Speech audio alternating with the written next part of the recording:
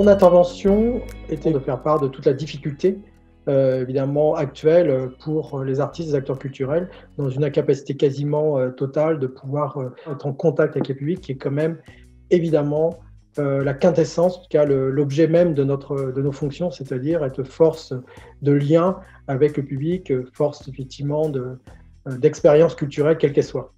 On a plutôt pour parler effectivement des limites de ces diffusions actuelles, en tout cas de l'accès à la culture actuelle, dont j'en ai parlé, moins de liens, moins de liens sociaux, moins d'expériences collectives, d'expériences partagées. Le monde d'après,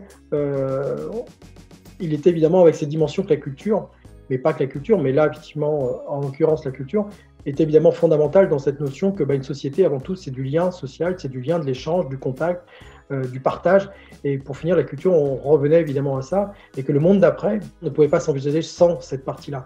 Et c'est aussi intéressant parce que ça signifie qu'il y avait aussi derrière cela une prise de conscience, alors elle existait peut-être, mais là elle a été formalisée, que la notion du lien, du vivre ensemble, du partage ensemble d'émotions, du plaisir d'aller voir des choses ensemble, d'aller voir des choses, du cinéma, du théâtre, des concerts ou autres expériences, quelque part c'est des choses qui sont fondamentales effectivement, et plus que fondamentales, dans notre vie. Donc si j'avais un message, c'est de garder l'espoir, c'est clair.